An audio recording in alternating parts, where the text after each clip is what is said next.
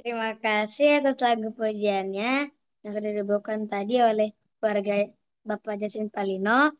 Sekarang kita akan mendengarkan khotbah kita di materi kedua yang akan disampaikan oleh Jasin Filbert Palino.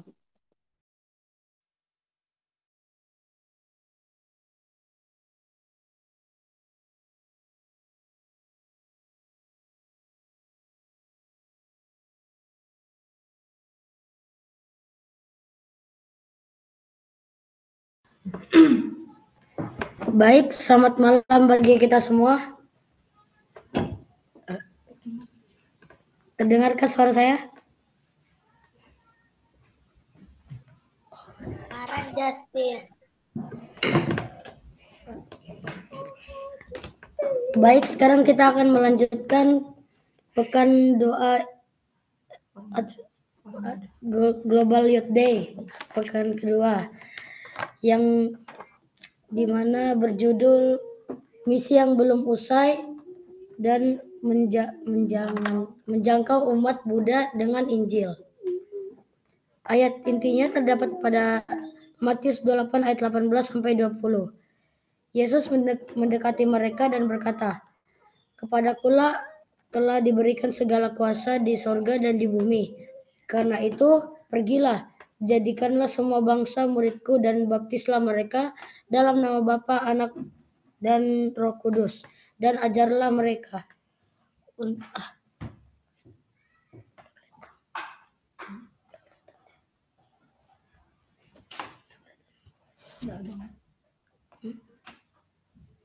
Next, Abang Karmel.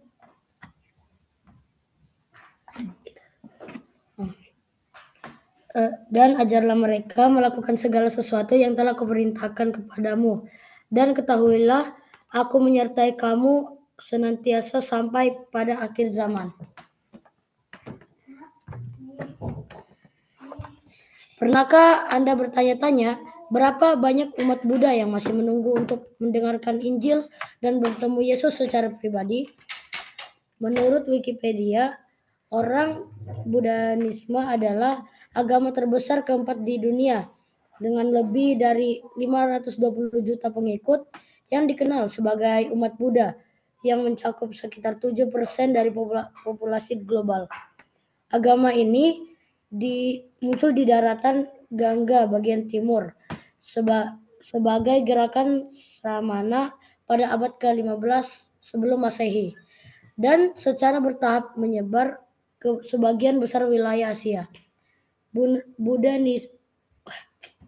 Buddhisme yang kemudian memainkan peran besar dalam budaya dan spiritualitas Asia akhirnya menyebar ke barat pada abad ke-20. Sebagian besar umat Buddha tinggal di wilayah dunia yang mencakup Asia, Afrika, juga Eropa. Daerah yang dikenal sebagai jendela 10/40, di mana banyak orang belum terpapar Injil. Umat Buddha yang paling konservatif umumnya tinggal di Asia Tenggara, khususnya di negara-negara seperti Kamboja, Laos, Thailand, Myanmar, dan Vietnam. Di wilayah ini, kurang dari 1% umat Buddha telah dijangkau atau menerima Yesus. Anda mungkin sudah merasa puas dengan mengetahui bahwa sekitar 1,2% dari populasi Thailand mengidentifikasi diri sebagai Kristen. Namun, apakah angka itu benar-benar cukup bagi kita? Dari 1,2% tersebut, hanya 0,1% yang berasal dari latar belakang Buddhis. Sementara sisanya berasal dari tradisi animisme. Ini merupakan bagian yang sangat kecil dari keseluruhan populasi Buddhis di Kamboja dan Laos. Jumlah mantan penganut Buddha yang menerima Injil bahkan lebih sedikit lagi. Namun, terkadang kita meyakinkan diri sendiri bahwa negara-negara ini telah cukup dijangkau oleh Injil. Persepsi ini sebenarnya adalah bentuk penipuan diri yang memungkinkan kita untuk membenarkan ketidakaktifan kita dalam menjangkau bangsa-bangsa ini demi Injil. Buddhisme terbagi menjadi 3 cabang utama: Hinayana atau Theravada, Mahayana, dan Vajrayana. Theravada itu cabang yang lebih konservatif, banyak dianut oleh Asia Tenggara. Mahayana itu cabang yang lebih liberal, ditemukan di negara-negara seperti Tiongkok, Korea, Jepang, Hong Kong, Taiwan, dan Vietnam. Sama seperti penganut Theravada, sangat sedikit umat Buddha Mahayana yang mengenal Yesus sebagai juru selamat. Hal ini menunjukkan bahwa pekerjaan penginjilan bagi umat Buddha masih sangat luas dan belum terselesaikan. Vajrayana, yang berarti yang sering disebut sebagai Buddhisme Tibet, adalah cabang ketiga. Bentuk Buddhisme yang bersifat mistik ini terdapat di Tibet, Bhutan, Nepal, Mongolia, dan sebagian besar dari Rusia. Negara-negara ini memiliki pembatasan ketat terhadap penginjilan, bahkan melanggarnya sehingga semakin sulit menjangkau umat Buddha di wilayah tersebut dengan Injil. Ketika kita mempertimbangkan ketiga cabang Buddhisme, tantangan yang ada semakin jelas. Umat Buddha sebagian besar masih belum terjangkau oleh Injil. Faktanya, jumlah orang Kristen yang beralih ke Buddhisme lebih banyak dibandingkan jumlah umat Buddha yang beralih ke Kristenan. Bahkan di negara-negara yang secara tradisional terkait kekristenan seperti Australia, Inggris, dan Amerika Serikat, Buddhisme adalah salah satu agama yang berkembang paling pesat. Realitas ini menjadi panggilan bagi kita untuk bertindak. Kita tidak bisa lagi mengabaikan kebutuhan rohani dunia Buddhis. Tuayan memang banyak, tetapi pekerja itu sedikit. Amaran Yesus, Matius ini Matius 8 ayat 19.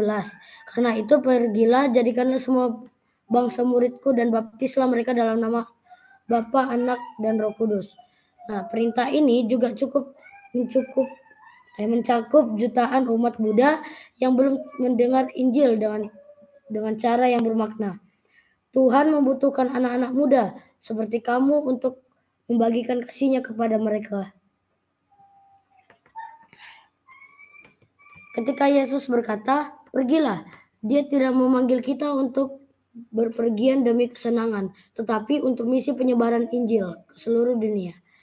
Thailand adalah salah satu negara yang paling banyak dikunjungi di Asia, menyambut 39 juta wisatawan pada tahun 2019 dan diperkirakan menerima sekitar 35 juta wisatawan pada tahun 2024.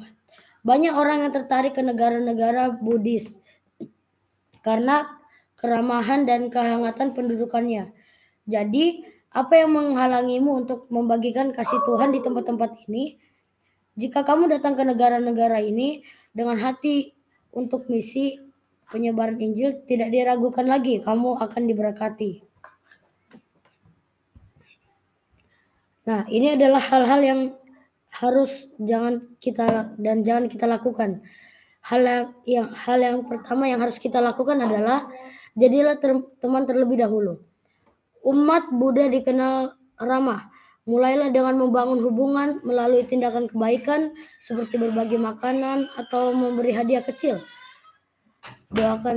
Yang kedua, mendoakan mereka. Tawaran untuk mendoakan kebutuhan mereka. Banyak umat Buddha terbuka terhadap doa. Dan ketika mereka melihat Tuhan menjawab doa mereka, hati mereka bisa terbuka terhadap Injil-Injil kita. Yang ketiga, ajarkan bahasa Inggris. Di negara-negara seperti Thailand dan Kamboja, banyak anak muda ingin belajar bahasa Inggris, menawarkan kelas gratis agar bisa menjadi cara untuk membangun hubungan dan berbagi iman. Yang keempat, melayani dengan cara sederhana. Penginjilan tidak harus rumit, membantu memenuhi kebutuhan dasar dan membuka hati orang-orang untuk mendengarkan ketika kamu berbicara tentang iman. Hal yang tidak boleh kita lakukan adalah jangan mengkritik kepercayaan mereka. Hindarilah perdebatan atau menyerang ajaran Buddha. Fokuslah pada kasih Yesus dan kesaksian pribadimu. Yang kedua, jangan mengharapkan hasil yang instan. Pertobatan membutuhkan waktu, terutama dalam budaya dan akar keagamaan yang kuat. Bersabarlah dan percayalah bahwa Tuhan sedang bekerja melalui kamu. Yang ketiga, jangan pergi sendirian. Bangun jaringan dukungan dengan sesama orang percaya dan komunitas gereja lokal untuk dukungan spiritual dan emosional. dan ayat tersebut berada di Markus 6 ayat 7. Jadi memberitakan Injil itu sangat sederhana. Setelah Yohanes Pembaptis dipenjarakan, Yesus pergi ke Galilea untuk memberitakan kabar baik dari Tuhan. Waktunya telah tiba, kerajaan Allah sudah dekat. Bertobatlah dan percayalah kepada kabar baik itu. Terdapat pada Markus 1 ayat 14 sampai 15. Yohanes Pembaptis adalah orang pertama yang memberitakan pesan pertobatan. Ketika ia dipenjarakan, Yesus melanjutkan tugas itu dengan memberitakan kabar baik tentang kerajaan Allah. Sebelum naik ke surga, Yesus memberi perintah yang jelas kepada murid-muridnya untuk meneruskan penyebaran kabaran Injil ke seluruh dunia. Bahkan di hari-hari terakhir pelayanannya, Yohanes dan murid terakhir yang masih hidup tetap menekankan pesan yang sama, mengingatkan kita untuk menjalankan perintah Yesus. Wahyu 14 ayat 6 berisi, "Dan aku melihat seorang malaikat lain terbang di tengah-tengah langit, dan padanya ada Injil yang kekal untuk memberitakannya kepada mereka yang diam di atas bumi dan kepada semua bangsa dan suku yang bahasa dan kaum." Sebagai umat Masehi Advent hari ke-7, kita percaya bahwa Tuhan telah mempercayakan kepada kita sebagai umat sisa-sisanya misi suci untuk memberitakan Injil yang kekal kepada setiap bangsa, suku, bahasa, dan umat, menyerukan semua orang untuk menyembah Tuhan, Sang Pencipta. Perintah ini jelas dan panggilan ini mendesak. Marilah kita maju dan melaksanakan amanat agung ini. Bagaimana Tuhan dapat segera datang kembali jika hanya 0,1% dari umat Buddha yang telah dijangkau?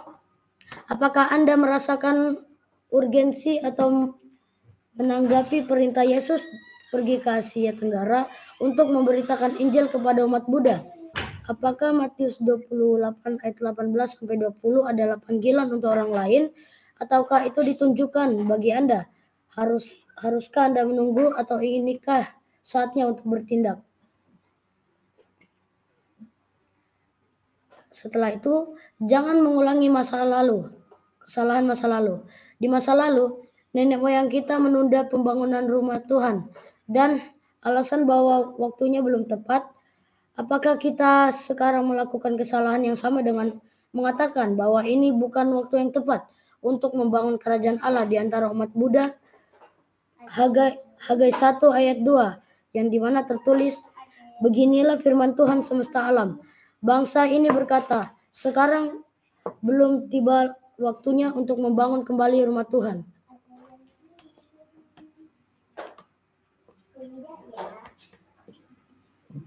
Prioritas yang salah tempat. Mudah untuk memahami mengapa orang Israel menunda pembangunan rumah Tuhan. Mereka adalah pengungsi yang kembali dari Babel. Dan selama 70 tahun mereka hidup dalam pembuangan. Sebagian besar dari mereka bukanlah generasi yang meninggalkan Yehuda. Mereka adalah cucu-cucu generasi sebelumnya. Mereka tidak memiliki ingatan tentang tanah air mereka dan harus membangun kembali kehidupan mereka dari nol. Dimulai dengan rumah mereka sendiri secara manusiawi. Ini tampak masuk akal, tetapi tidak di mata Tuhan. Bagi umat Tuhan yang menempatkan Dia sebagai yang utama harus selalu menjadi prioritas. Yesus sendiri mengajarkan kita untuk mencari dahulu kerajaan Allah. Namun, seperti orang Israel, kita sering berkata, belum tiba waktunya untuk membangun kembali rumah Tuhan, yang sebenarnya berarti, biarkan aku membangunkan rumahku sendiri terlebih dahulu, dan rumah Tuhan bisa menunggu. Nah, bagaimana dengan kita? Apa yang menjadi fokus kita hari ini? Banyak dari kita sibuk membangun kehidupan, mengejar pendidikan, karier, pernikahan, dan keluarga. Semua ini tampak wajar. Kita bekerja keras untuk memastikan masa depan bagi diri kita sendiri dan anak-anak kita. Tetapi, apakah kita menempatkan hal-hal ini di atas kerajaan Tuhan? Pendidikan, pernikahan, dan membangun keluarga bukanlah hal yang salah. Namun hal-hal tersebut menjadi keliru jika kita menjadikannya lebih penting daripada pekerjaan Tuhan. Apakah Tuhan tidak mengerti? Ya, dia tahu bahwa semua ini penting. Tetapi dia memanggil kita untuk menempatkan kerajaannya sebagai prioritas utama. Ketika kita melakukannya, semua hal lainnya akan terata dengan baik. Janganlah kita mengulangi kesalahan menomorsatukan kehidupan kita sendiri di atas misi Tuhan. Sekarang adalah waktunya untuk membangun kembali kerajaan Allah. Apa yang salah dengan orang Israel? Dalam Hagai 1, kita melihat bahwa orang Israel tidak hanya membangun rumah karena kebutuhan. Mereka mengejar kemakmuran. Inilah yang membuat Tuhan marah. Dia telah memberkati mereka, tetapi alih-alih menghormatinya, mereka justru berfokus pada kenyamanan dan kesuksesan pribadi mereka. Akibatnya, Tuhan menutup keran berkat, dan dampaknya pun terlihat sangat jelas. Mengapa kamu tinggal di rumah-rumah mewah sementara rumahku tetap dalam reruntuhan? Tuhan bertanya kepada mereka. Kemudian mereka menggambarkan akibat dari prioritas yang salah. Yang pertama, kamu menanam banyak tetapi hasil panen sedikit. Yang kedua, kamu makan tetapi tidak kenyang. Kamu minum tetapi masih haus. Yang keempat, kamu mengenakan pakaian tetapi tetap kedinginan. Yang terakhir adalah upahmu lenyap seolah-olah yang dimasukkan ke dalam kantong yang berlubang. Tuhan menunjukkan bahwa meskipun mereka bekerja keras, mereka tidak bisa memakmur karena telah mengabaikan Tuhan sendiri. Prioritas yang benar. Kemudian Tuhan memanggil mereka untuk bertindak. Inilah yang dikatakan oleh Tuhan semesta alam. Perhatikanlah apa yang sedang terjadi padamu. Perintah Tuhan sederhana tetapi mendesak. Hagai 1 ayat 8. Jadi naiklah ke gunung, bawalah kayu dan bangunlah rumah itu. Maka aku akan berkenan kepadanya dan akan menyatakan kemuliaanku di situ sebagai firman Tuhan. Ayat yang ke-9, kamu mengharap banyak, tetapi hasilnya sedikit. Dan ketika kamu membawanya ke rumah, aku menghembuskannya. Oleh karena apa? Demikianlah firman Tuhan semesta alam. Oleh karena rumahku yang tetap menjadi reruntuhan, sedangkan kamu masing-masing sibuk dengan urusan rumahmu sendiri. Hagai 1 ayat 10, itulah sebabnya langit menahan embunnya dari bumi, menahan hasilnya. Ayat 11, dan aku memanggil kekeringan datang ke atas negeri, ke atas gunung-gunung, ke atas gandum, ke atas anggur, ke atas minyak, ke atas segala yang telah dihasilkan tanah, ke atas manusia dan hewan, dan ke atas segala hasil usaha manusia. Prioritas yang salah dari bangsa itu membawa kekeringan, baik secara fisik maupun rohani. Tuhan menahan berkatnya karena mereka lebih fokus kepada kemakmuran pribadi daripada kerajaan dari Tuhan. Sebuah perubahan. Namun ada harapan. Pesan Tuhan melalui Hagai mengunggah hati umatnya. Hagai, utusan Tuhan membawa kata-kata penghiburan bagi dia. Aku menyertai kamu, demikianlah firman Tuhan. Tuhan membangkitkan semangat Zerubabel, gubernur Yehuda, serta Yesua, imam besar, dan juga semangat seluruh sisa umat Tuhan. Mereka mulai membangun kembali rumah Tuhan pada tanggal 21 bulan ke-7 pada tahun kedua pemerintahan Raja Darius. Catatan yang ada, tanggal 21 bulan ke-7 dalam kalender Ibrani biasanya jatuh antara akhir September dan Oktober, meskipun tidak selalu bertepatan dengan 21 September setiap tahunnya. Ini menandai titik balik ketika umat kembali memprioritaskan Tuhan. Dia memperbarui berkatnya Ini menjadi pengingat bahwa kemakmuran sejati hanya datang ketika Tuhan ditempatkan di tempat pertama.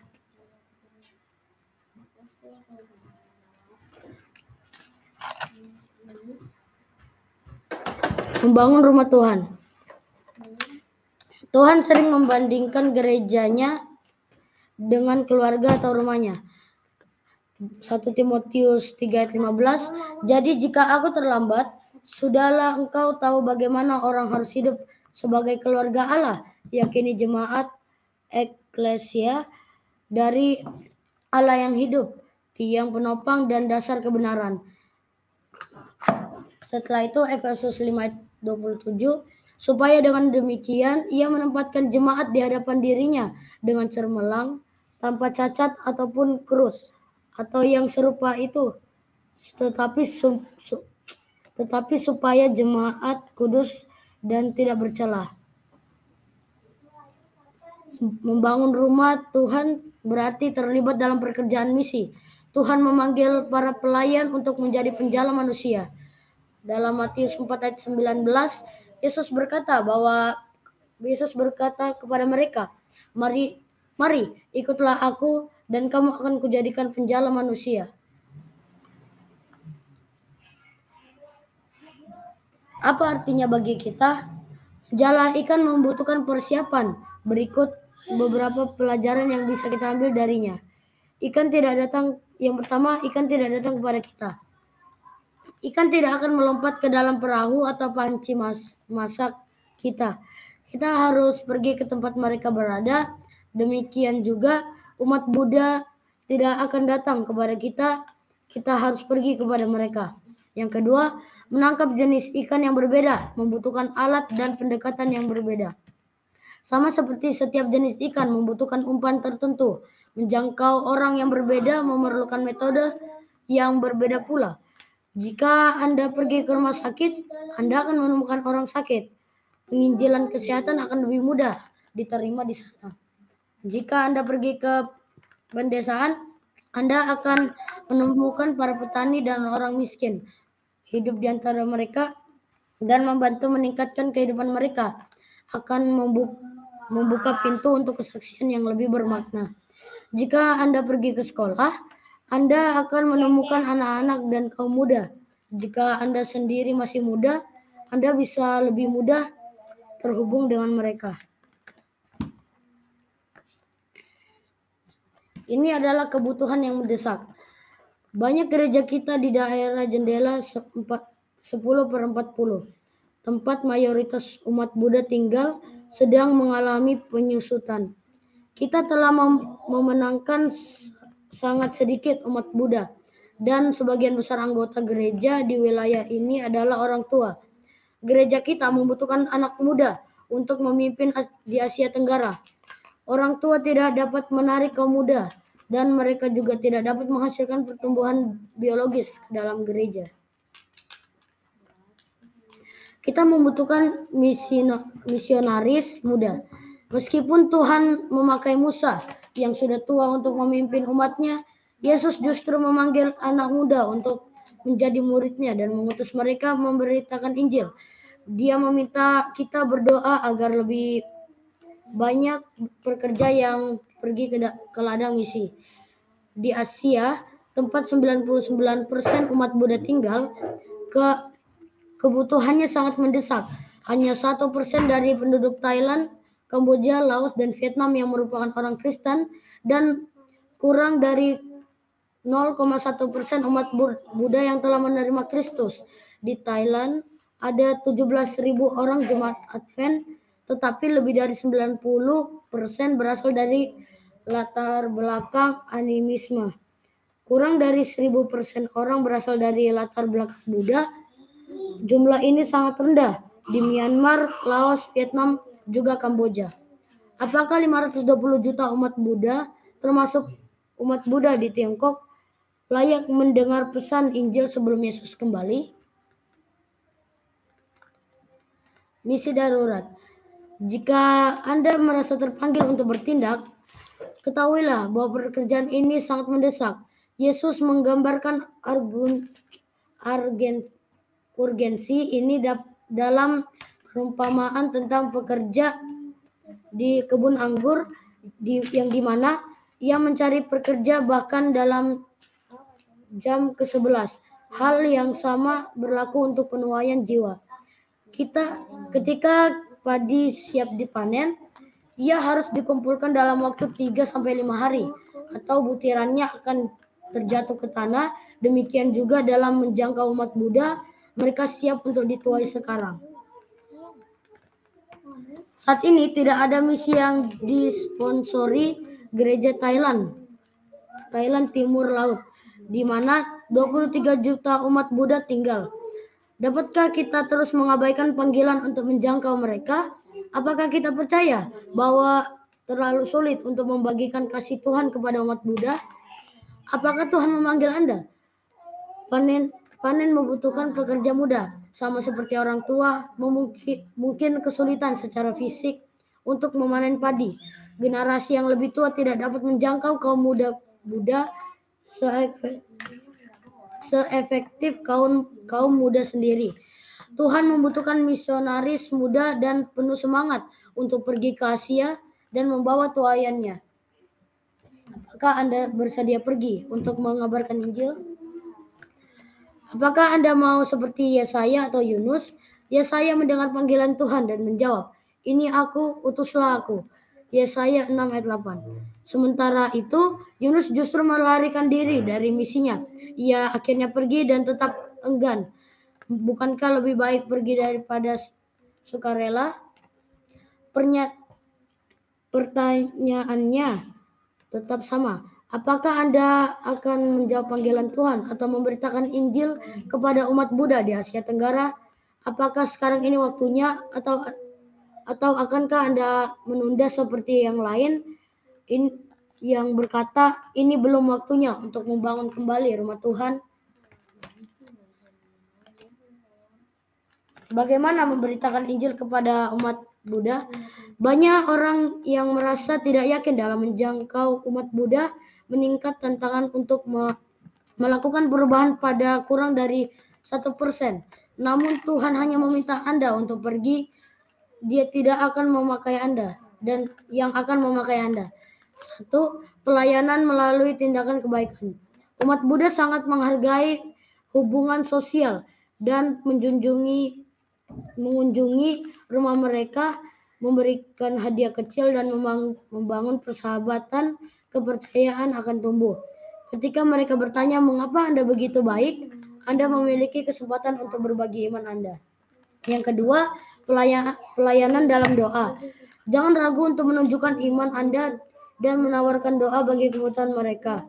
Umat Buddha tidak keberatan berdoa kepada Tuhan lain, tetapi ketika mereka mengalami jawaban atas doa-doa mereka, hati mereka dapat terbuka untuk Yesus. Banyak yang telah disembuhkan dari sakit penyakit dan dilepaskan dari kecanduan alkohol melalui doa yang dimana akhirnya membawa mereka kepada baptisan atau dilahirkan kembali.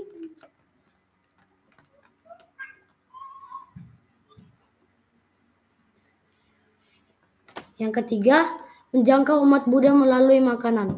Berbagilah makanan adalah cara yang sangat efektif untuk menjalin hubungan. Yesus berkata, "Kamu harus memberi mereka makan." Markus 6 ayat 37. Menyediakan makanan bagi mereka yang membutuhkan dapat membuka pintu bagi pengabaran Injil. Di satu desa Buddha, seorang wanita berhasil mendirikan gereja hanya dengan keterampilannya dalam memasak. 4. Mengajar bahasa Inggris kepada anak-anak. Bahasa Inggris dapat diminati dan mengajarkannya bisa menjadi cara yang mudah untuk membangun hubungan dengan anak-anak dan orang tua mereka. Banyak keluarga yang akhirnya bergabung dengan gereja setelah anak-anak mereka lebih dahulu mengenalnya. Yang kelima, pelayanan melalui radio. Meskipun terdengar sudah kelewatan zaman, radio masih sangat efektif di wilayah ini. Banyak orang yang telah dibaptis setelah pertama kali mendengar Injil melalui siaran radio. Metode-metode sederhana ini telah terbukti berhasil di Thailand Timur Laut, yang dimana populasi 100% beragama Buddha, yang membutuhkan hanyalah hati yang bersedia untuk pergi dan melayani orang-orang yang ada di sekitarnya. Kesimpulan dari dari firman Tuhan ini adalah kebutuhan akan misionaris di negara-negara Buddhis belum pernah sebesar ini. Yesus akan segera datang dan Dia mengandalkan Anda untuk menjangkau serta membagikan kabar baik kepada mereka yang belum mengenalnya. Dan Anda tidak perlu menjadi seorang pengkhotbah hebat atau memiliki pendidikan tinggi. Cukup dengan hati yang ingin sangat melayani dan memberitakan Injil kepada orang-orang yang di sekitar kami dengan pikiran yang terbuka. Tuhan akan memperlengkapi kita dengan untuk pekerjaan ini. Dan akankah Anda berkata, inilah aku, utuslah aku. Baik, sekian firman Tuhan yang bisa saya bawakan.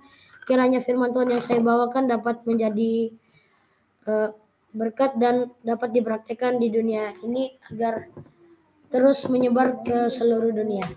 Baik, terima kasih, Tuhan Yesus memberkati.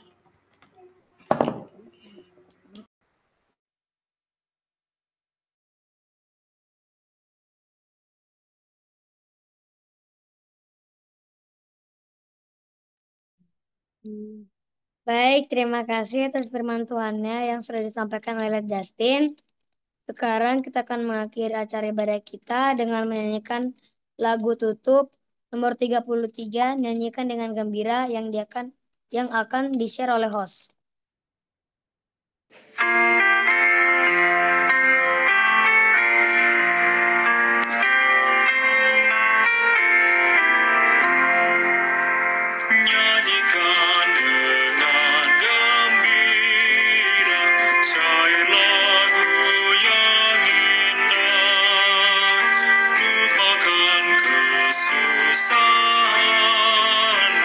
Dengan lagu yang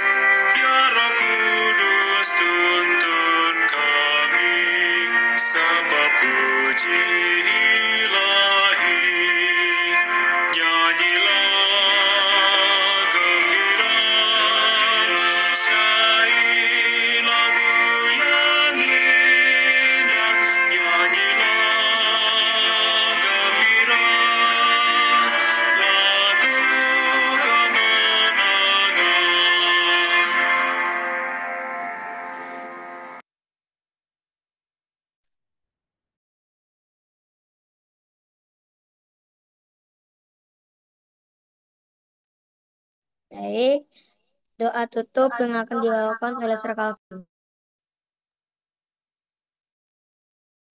Baik, kita berdoa.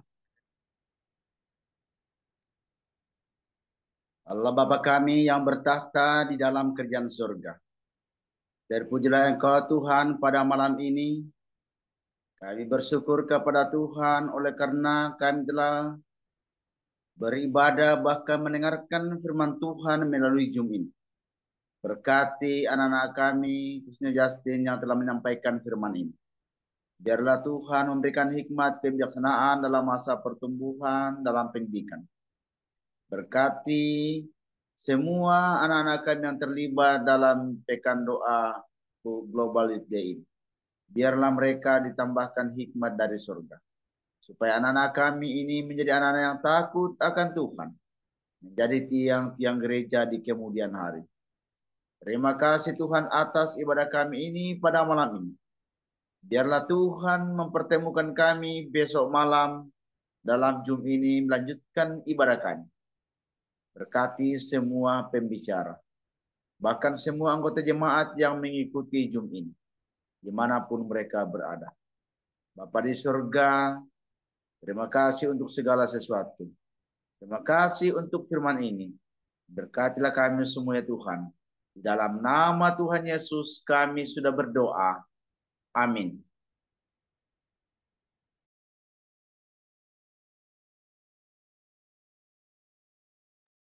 Baik, ibadah kita sudah selesai. Selanjutnya kita akan mendengarkan pengumuman yang akan dibawakan oleh Departemen Komunikasi Jemaat.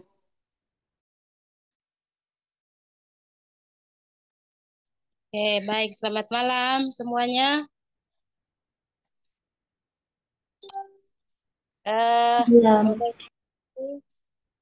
Ya, terima kasih sudah disambut. Sebagai informasi yang mengambil bagian di besok malam, hari Senin, MC-nya adalah Givenson, kemudian doa buka oleh Jova Jire, pembicaranya adalah Jeremy Jose, lalu lagu pujian dari keluarga Petrus Runesi. Jadi untuk ibadahnya tetap kita akan mengikuti Zoom seperti malam ini. Baik, mohon maaf tadi Olsen lambat masuk karena kami agak lambat nyampe rumahnya. Baik, itu aja kira-kira pengumuman.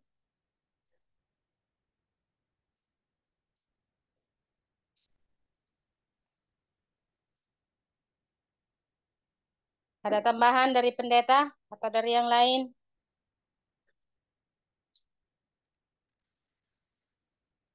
Aman? Oke, terima kasih ya untuk yang mengambil Dari bagian pemuda, malam. siapa tahu ada dari pemuda. Dari Sir Karmel, adakah itu? Baik, selamat malam untuk kita semua. Terima kasih untuk adik-adik yang sudah mengambil bagian sebagai partisipan malam hari ini. Dan tentu ini menjadi pelajaran yang baik bagi kita ya, untuk anak-anak remaja dan kita orang-orang muda. Mungkin untuk tambahan sedikit, besok kita tetap jam 7, ya, jam 7 tepat memulaikan Zoom kita. Dan saya akan buka roomnya 30 menit sebelum kita mulai acara kita. Mungkin itu saja tambahan dari saya. Terima kasih.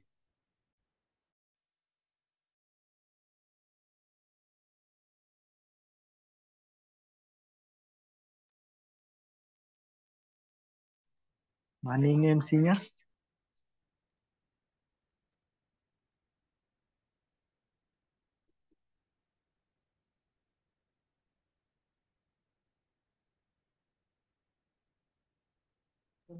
Terima kasih semua. Selamat malam. Tuhan Yesus memberkati. Oke, selamat malam. Selamat malam. Terima kasih semua. Justin, terima kasih. Sampai ketemu kita besok ya. Bye-bye. Selamat malam. Ya selalu. Oke, roomnya live ya. Terima kasih, Tuhan memberkati. Oke.